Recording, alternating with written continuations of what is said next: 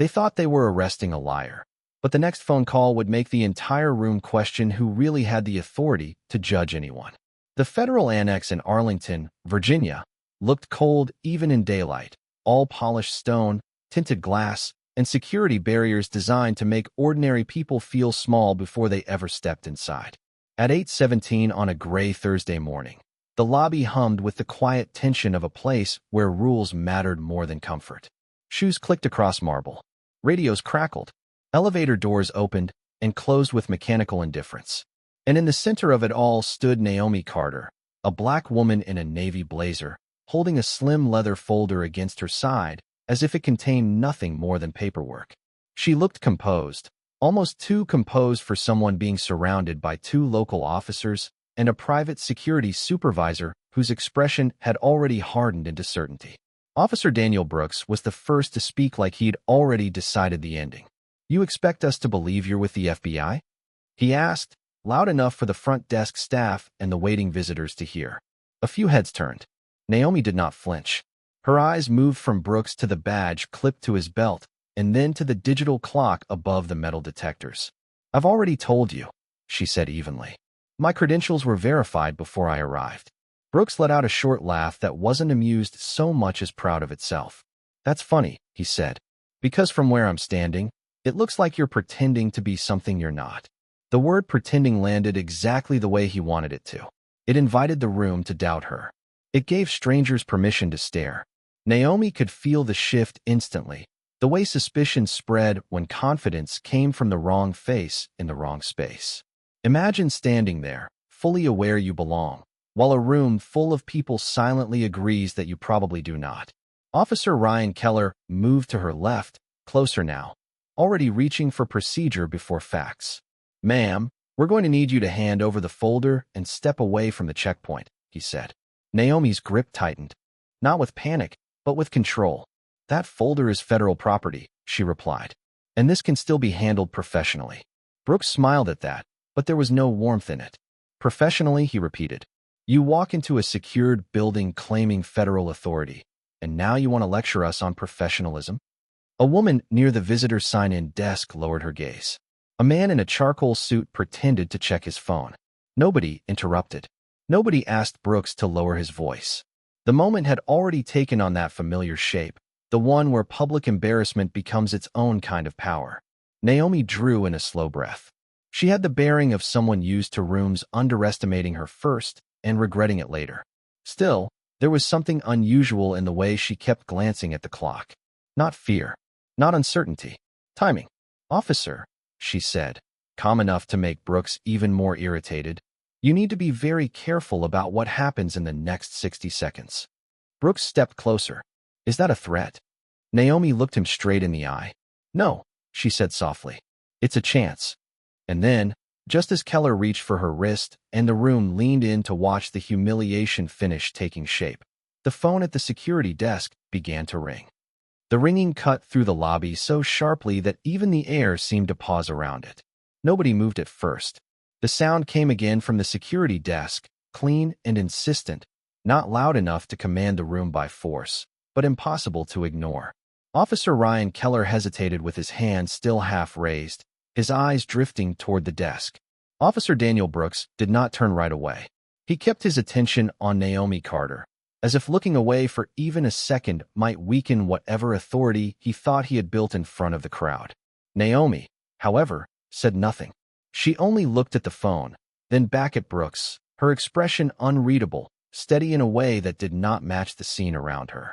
The security supervisor, a narrow-faced man named Eric Haynes, cleared his throat and reached for the receiver.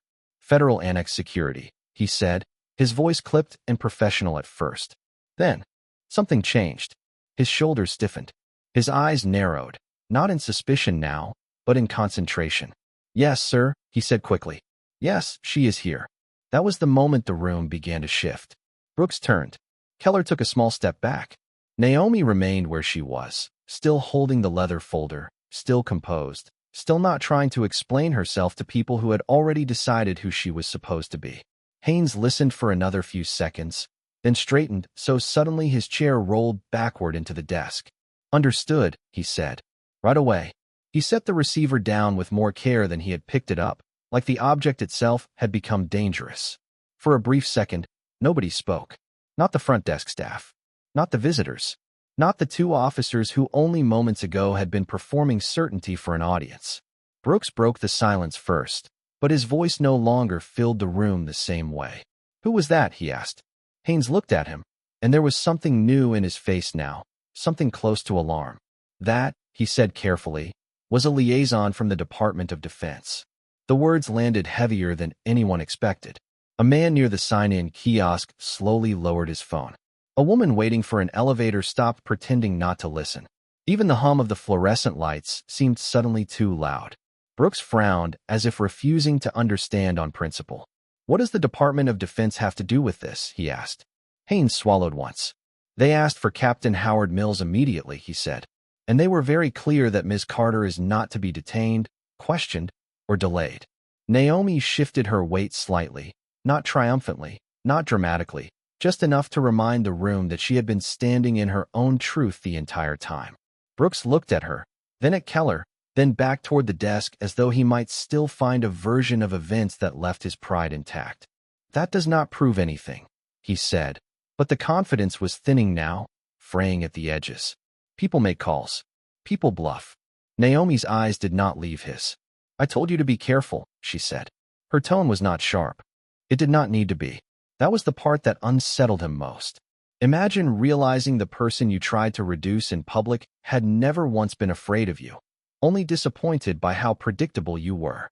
From beyond the inner corridor came the rapid sound of approaching footsteps, deliberate and fast. And a moment later, Captain Howard Mills appeared through the secured door, jacket unbuttoned, expression tight, with the kind of urgency that does not belong to routine misunderstandings.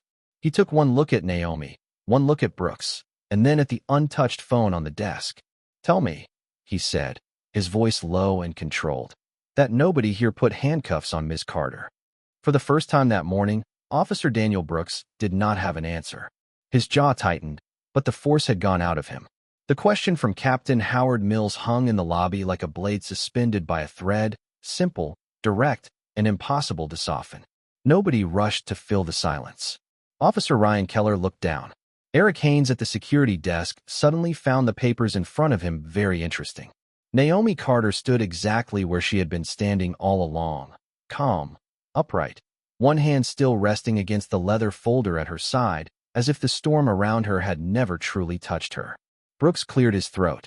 "We were in the process of verifying her identity," he said, choosing each word like he was trying to build a bridge out of collapsing pieces. Captain Mills did not blink. "That is not what I asked." His voice was not loud, but it carried the weight of someone used to being obeyed the first time.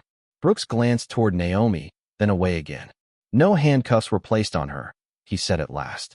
The captain nodded once, though there was no relief in the gesture. "Good," he said, "because if they had been, this building would be having a very different morning." The secured door behind him opened again, and a woman in a dark gray suit stepped into the lobby carrying a tablet and a sealed envelope marked with a red federal strip. She moved quickly but without panic, the way people do when urgency is familiar territory.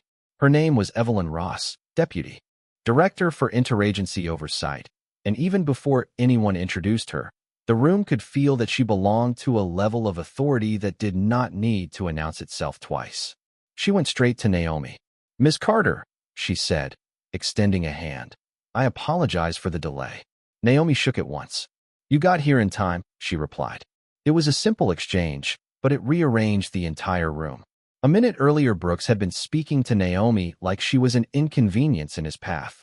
Now a Pentagon official was greeting her like a professional equal. That kind of reversal does not need a speech. It only needs witnesses. Evelyn turned to Captain Mills and handed him the sealed envelope. "This contains verification of Ms. Carter's assignment and temporary federal standing for today's operation," she said. "It also contains the name of the office that will be requesting all security footage from this lobby within the hour." Nobody missed the meaning in that sentence. Not Brooks. Not Keller. Not the visitors who had been pretending not to watch.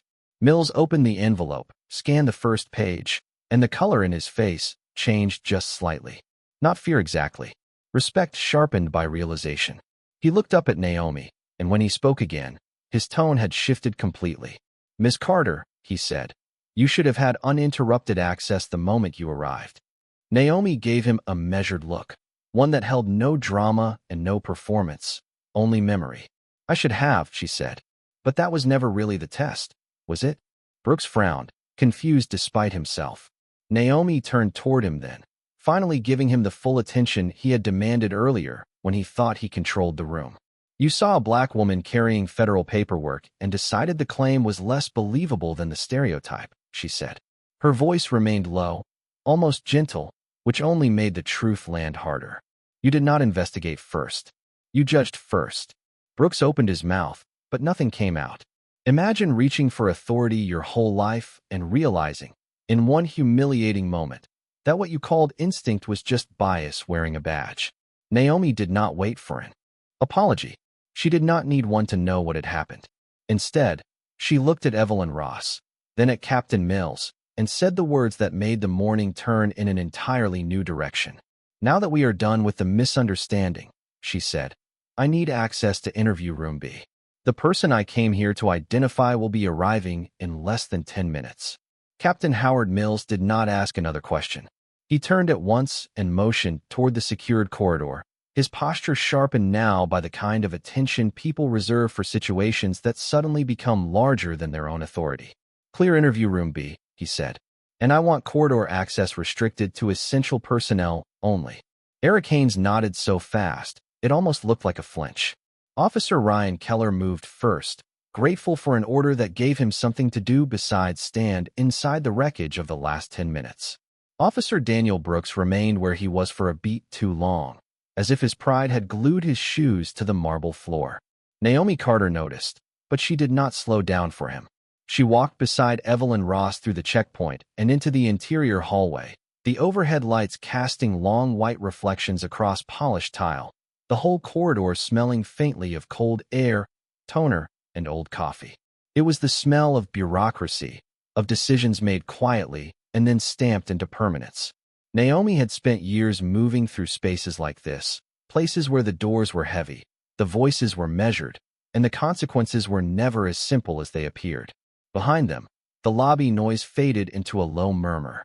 In front of them, a uniformed staffer hurried to unlock interview room B, his hands clumsy with nerves. The room itself was smaller than most people imagined when they heard the word federal. No dramatic screens, no cinematic shadows, just a rectangular table bolted to the floor, for chairs, a wall clock, a vent that hummed a little too loudly, and a mirrored panel that reflected more than it revealed. Naomi stepped inside and placed her leather folder on the table with deliberate care. Evelyn remained by the door while Captain Mills entered. Behind them, closing it softly. The softness of that click mattered. It was the sound of a public misunderstanding becoming a private reckoning. "You should know," Mills said. "The officers outside were not briefed on your arrival." Naomi looked up at him. "That is clear," she said. There was no edge in her voice, but there was no forgiveness in it either. Mills exhaled slowly. "I am not excusing what happened." "No," Naomi replied. "You are explaining how easily it happened." That landed hard enough to keep the room quiet for a second. Evelyn Ross crossed her arms lightly, watching both of them. "We do not have time to lose momentum," she said. "The target changed vehicles at 7:49 and is still expected to arrive on schedule." Naomi opened the folder. Inside were photographs, access logs, visitor records, and a short printed profile clipped to the top page. She slid the first photo across the table toward Mills. It showed a clean-cut man in his early 40s, expensive watch, careful smile, the kind of face that looked practiced at being underestimated in one room and trusted in the next. "His name is Gregory Vance," Naomi said.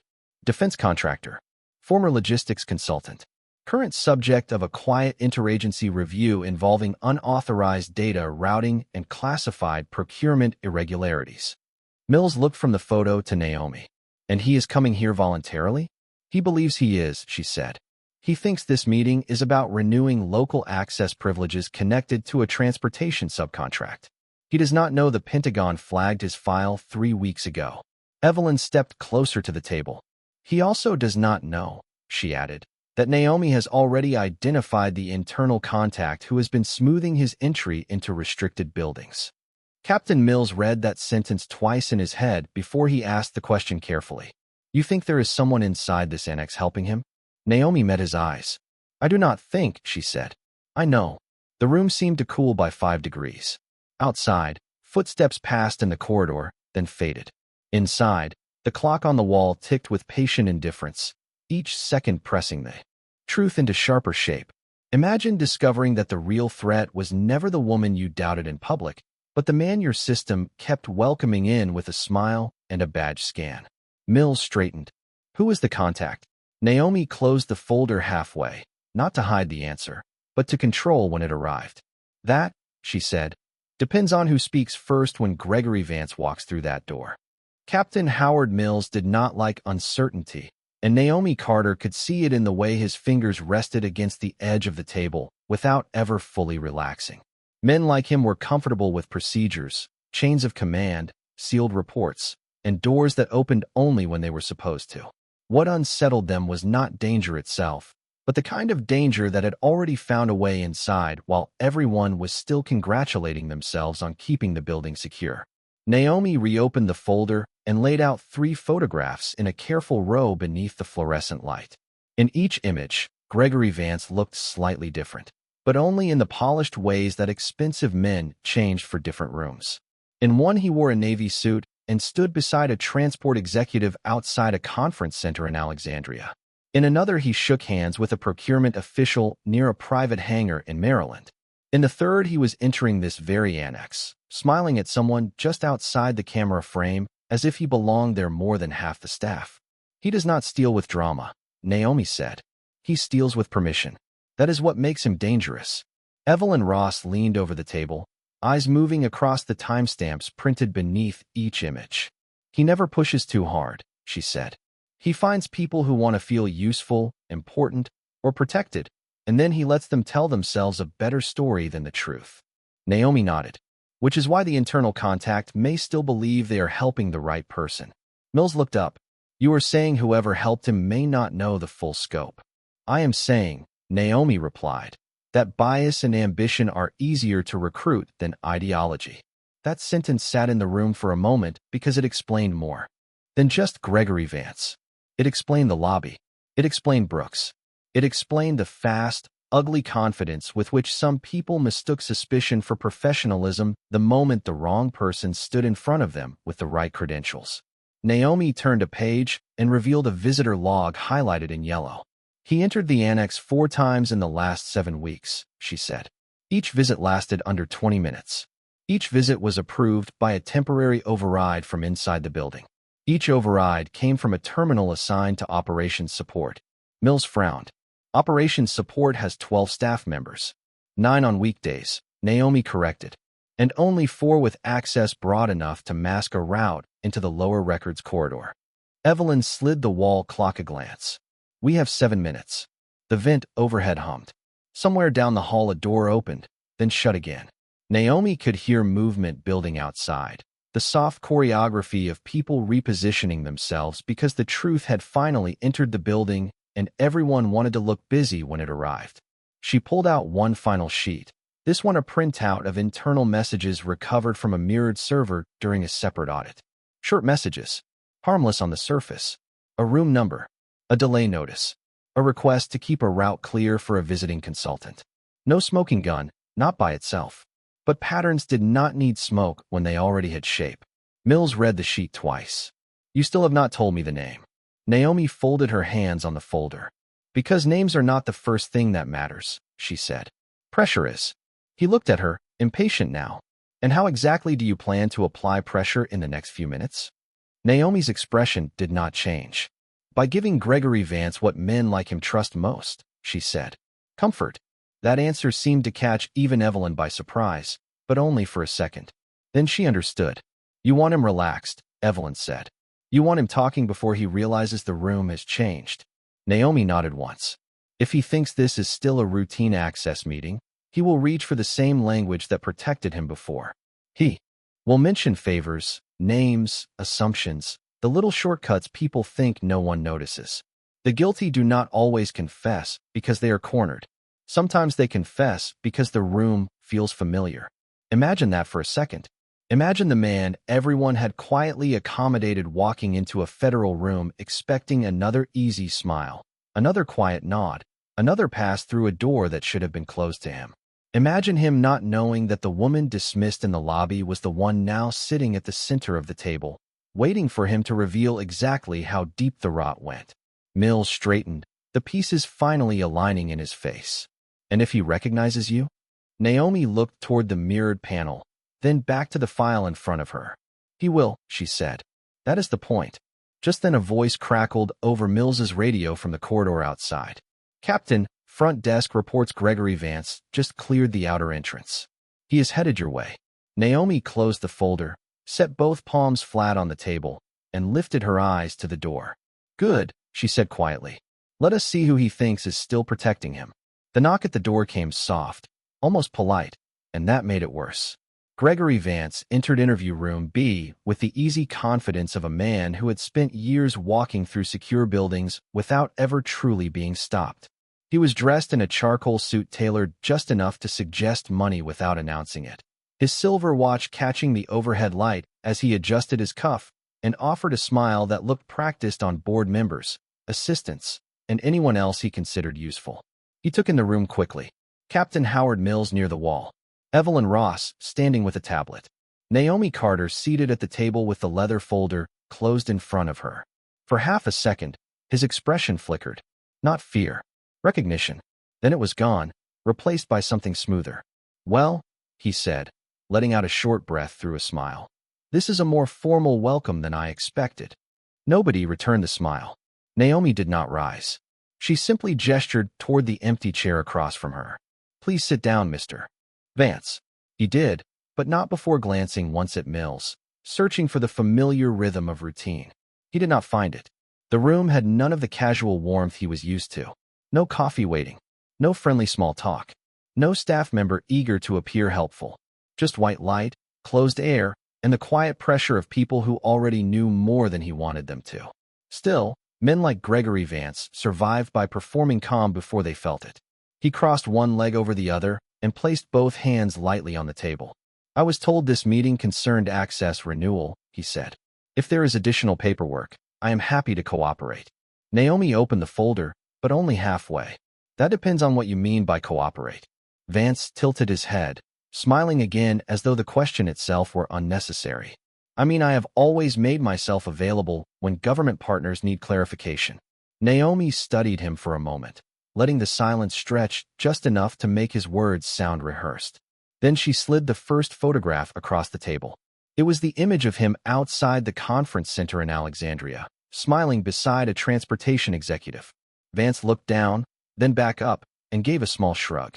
Public event, he said. I attend many. Naomi slid the second photo next to it. The private hangar in Maryland. The handshake with a procurement official. And this? She asked. Consulting, he said smoothly. You know how these relationships work. Everyone knows everyone. Naomi said nothing. She placed the third photo in front of him, the one showing him entering the annex with his body turned towards someone outside the frame. This time his smile thinned by a fraction. Also normal, he said. Unless your office has suddenly become unfamiliar with visitor logs. The fluorescent light above them hummed. Captain Mills remained still, but Naomi could sense the tension in him. The urge to interrupt, to confront, to move faster than the room required. Evelyn Ross, by contrast, watched Gregory Vance the way one watches a crack move slowly across glass. Naomi leaned back slightly. You are right, she said. Visitor logs are normal. Temporary. Overrides can also be normal. Repeat access through operations support can look normal too, until the same pattern appears 4 times in 7 weeks attached to restricted movement and unlisted routing. Vance's fingers shifted, just once, but Naomi saw it. So did Evelyn. It was the first honest thing he had done since sitting down. Imagine knowing your whole advantage came from looking ordinary, then realizing someone in the room has spent weeks studying the tiny moments when ordinary people stop acting ordinary. Vance let out a controlled breath and folded his hands again. With respect, Miss Carter, this sounds like a paperwork discrepancy being dressed up as something larger. Naomi met his eyes. It became larger when the Pentagon noticed. That landed. Not outwardly at first. He did not gasp. He did not curse. But the ease around his eyes changed, and the mask he had worn into the room suddenly fit a little too tightly. He looked toward Evelyn Ross, then to Mills, doing the quick internal math of a man trying to understand which doors were still open to him and which had already locked behind him. Pentagon, he repeated lightly, but the word had lost some of its polish. That is an impressive escalation for a consultant. Naomi closed the folder and rested both hands on top of it. You keep using that word, she said. Consultant. It is a useful word. Flexible. Safe. It lets a man move through systems without leaving fingerprints people recognize until it is too late. Vance leaned back now, no longer pretending the meeting was routine. And what exactly do you think I moved through? Naomi did not blink. That is what I am giving you the chance to explain before someone else in this building explains it for you. For the first time since he entered, Gregory Vance looked toward the mirrored panel on the wall. It was a small glance, but it betrayed the thought forming behind his eyes. He was no longer wondering whether he could charm this room. He was wondering who, on the other side of that glass, might already be trying to save themselves by giving him away. Gregory Vance kept his eyes on the mirrored panel a moment too long, and Naomi Carter knew he had. Finally reached the part of the morning where confidence stopped being useful. The room did not rush him. That was the discipline of real pressure. It did not shout. It waited. The vent above them let out a low mechanical breath. The wall clock moved forward another second. Captain Howard Mills stood with his hands behind his back, shoulders squared, saying nothing now because he understood at last that silence could do more damage than accusation. Evelyn Ross remained near the door, tablet in hand, her posture composed, but her attention razor-sharp. Every movement in the room belonged to someone who knew the next sentence might decide which career survived and which one ended under fluorescent light and federal paperwork. Gregory turned back toward Naomi and tried one more version of the same polished man he had been for years.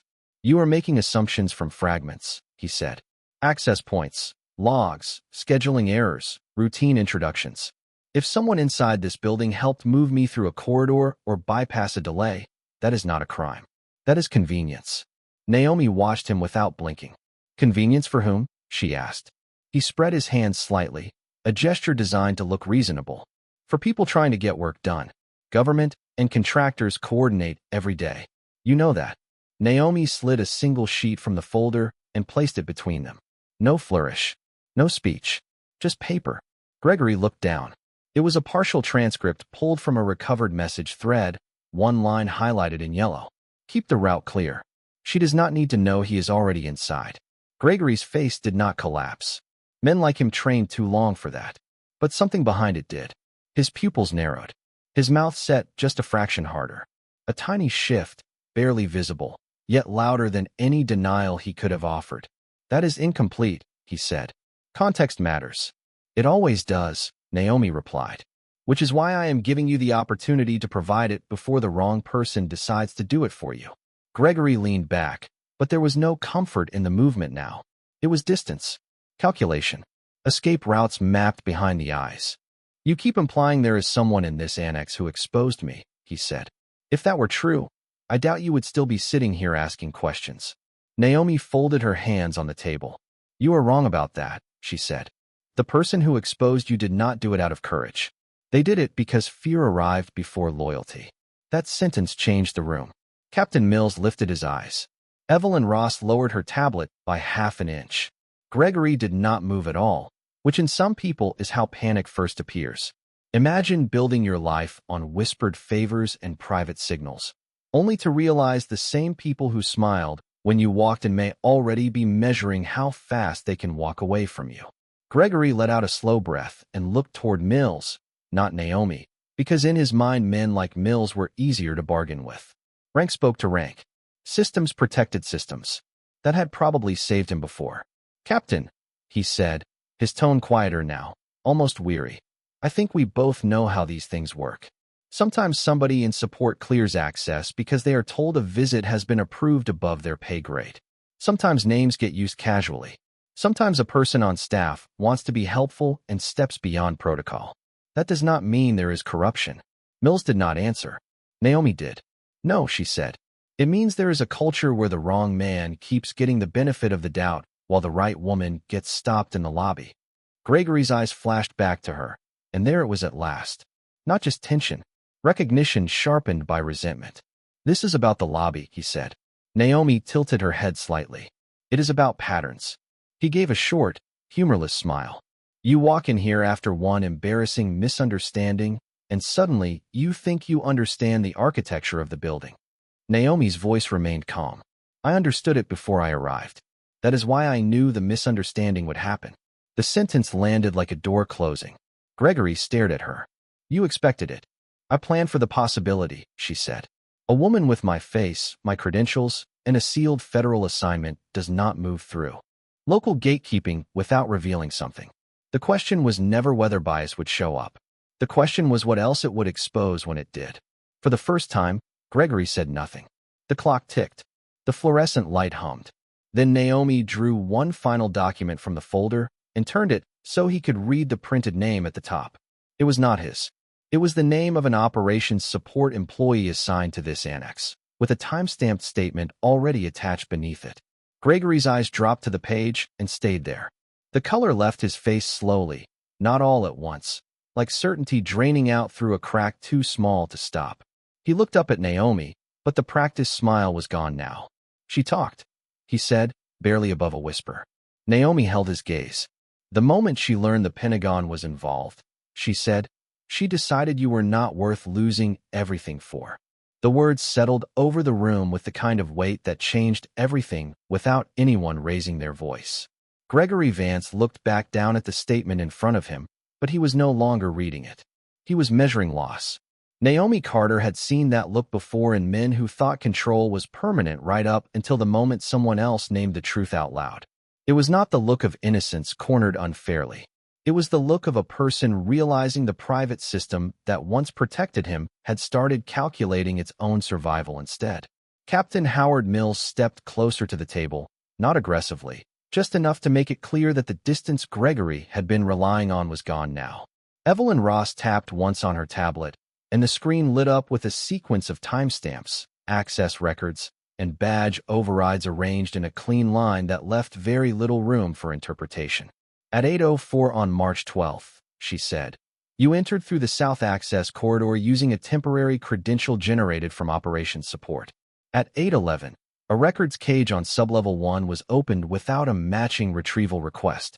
At 8:17, you exited through the same route.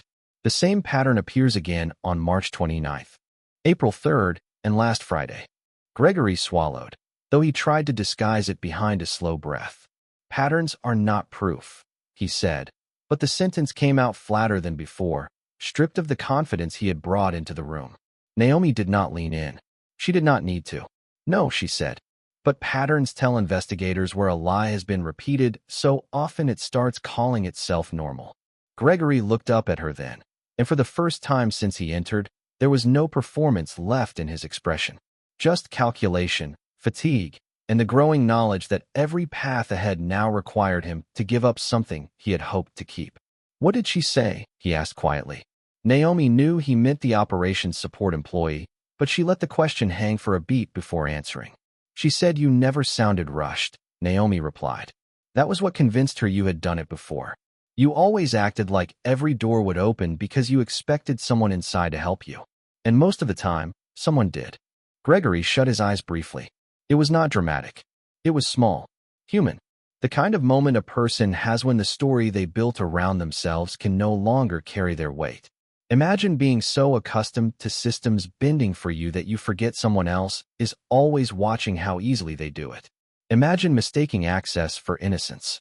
Mills placed both hands lightly on the back of the empty chair beside Gregory, his voice low and controlled. Mr. Vance, this is the point where cooperation stops being a courtesy and starts being the only wise decision left. Gregory gave a faint, bitter smile toward the tabletop. That depends on who else you already have, he said. Evelyn answered before Naomi could. Enough, she said. Enough to establish unauthorized routing. Enough to establish repeated entry under false pretenses. Enough to justify the next set of warrants before noon. The word warrants made the room tighten by a single degree. Gregory's eyes shifted to Naomi, because by now he understood she was the center of this. Not Mills, not Evelyn, not the building, not even the Pentagon call that had knocked the morning off. Its Axis. Her calm was what had undone him. Her patience. Her refusal to argue in the lobby when lesser people wanted her loud enough to dismiss. He studied her face as if still trying to find the flaw he had missed. "You let them stop you out there," he said. It was not quite an accusation and not quite admiration. Naomi held his gaze. "I let them reveal themselves," she said. "There is a difference." Gregory exhaled through his nose and looked away. That answer seemed to finish something inside him. The room fell quiet again except for the vent and the clock and the faint movement in the hallway outside where staff were no doubt already whispering about the woman from the lobby and the contractor in room B and the phone call that had changed the temperature of the whole annex. Gregory rested his forearms on the table and finally asked the question that mattered. "If I talk," he said, "what happens to the people in this building who helped me?" Naomi did not answer immediately. She wanted him to sit inside the meaning of that question, to hear what it admitted before she gave him anything in return. Then she said, very clearly, "That depends on whether you tell the truth before they finish rewriting theirs." Gregory stared at the folder, then at the mirrored panel, then back at Naomi. When he spoke again, his voice was quieter than anyone had yet heard it. "The first one was not operations support," he said. "It started higher than that." Gregory Vance did not look like a man surrendering. He looked like a man finally discovering that silence had become more expensive than speech. The room held still around him, the fluorescent lights flattening every shadow, the air vent breathing that dry mechanical hum that made federal rooms feel colder than they were. Naomi Carter did not interrupt. Captain Howard Mills did not press. Evelyn Ross did not look away from her tablet. That was the shape of real pressure now. Nobody needed to raise their voice because the truth had already entered the room and taken the only chair that mattered. Gregory rested his palms against the edge of the table and stared down at the grain in the metal as if he might find a cleaner version of his morning there. "The first override did not come from support," he said again, this time more clearly. "It came from someone who knew support would be blamed if anything ever surfaced." Mills's expression hardened by a degree. "Name?" Gregory let out a slow breath. "Assistant Director Warren Pike," he said. He never put anything explicit in writing. He did not have to. He gave direction the way careful men always do. Through tone. Through implication. Through meetings that are never called meetings. Evelyn's fingers moved across the tablet. Fast now, cross-checking timelines, authorizations, internal chains. Naomi watched Gregory instead. She watched the way people do when they know the first truth is never the whole truth, only the door to it. "Why did Pike help you?" she asked. Gregory gave a hollow smile that barely qualified as one. "Because men like Pike do not think in terms of helping. They think in terms of mutual usefulness. I brought him information before it became public. He made sure I stayed close to places where information could be found." Naomi leaned back slightly. "Classified procurement irregularities." Gregory nodded once. "Leverage," he said. "Schedules, transfer windows, contractor reshuffling, storage movement, internal weak points.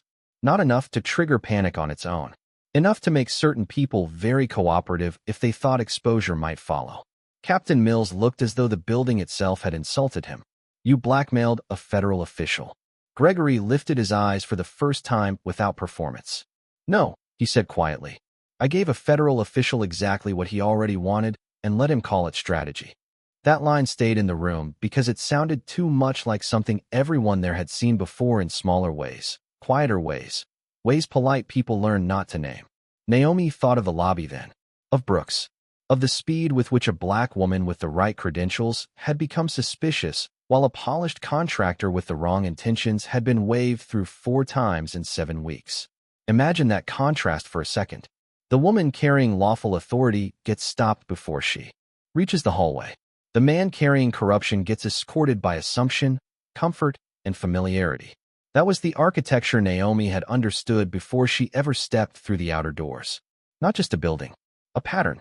Gregory looked toward the mirrored panel again, but this time there was no calculation in it, only resignation. "Pike said the system knew how to protect itself," he said. "He was wrong about which part of the system." Evelyn finally lowered the tablet. "His access is already being frozen," she said. digital credentials, building permissions, external contact authority. By the time he realizes this room moved before he did, he will have nowhere inside the structure left to stand. Mills exhaled once, controlled and heavy. And the officers in the lobby? Naomi turned her gaze to him.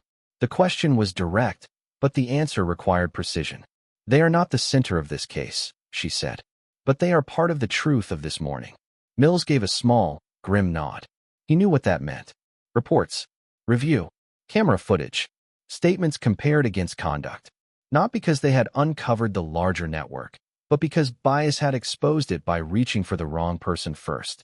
Naomi closed the folder at last. The sound was soft, final, almost ceremonial. Gregory watched her do it like a man watching a door lock from the inside.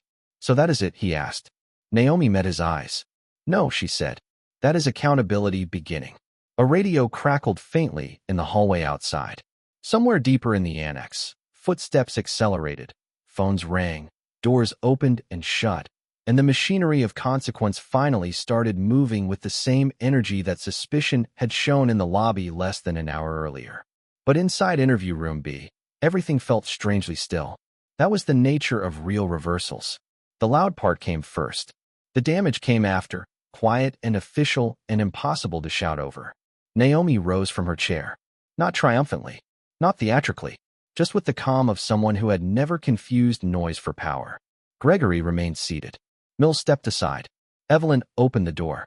Cool corridor air entered the room, carrying with it the distant sound of a building realizing it had misjudged the wrong woman at the worst possible time. Naomi paused at the threshold and looked back once, not at Gregory alone, but at the room, the file, the fluorescent light, the whole small stage where arrogance had finally run out of places to stand. A badge can open a door, she said. But truth decides who walks back out with dignity. Then she stepped into the hallway, and behind her the annex kept moving, not the way it had moved when she first arrived, powered by doubt and lazy certainty, but differently now, edged by caution, humbled by exposure, and forced at last to confront the oldest lesson in the room. He thought authority was something he could recognize by comfort, color, and familiarity. But that morning, authority looked like a black woman who never needed to raise her voice for the system to hear her.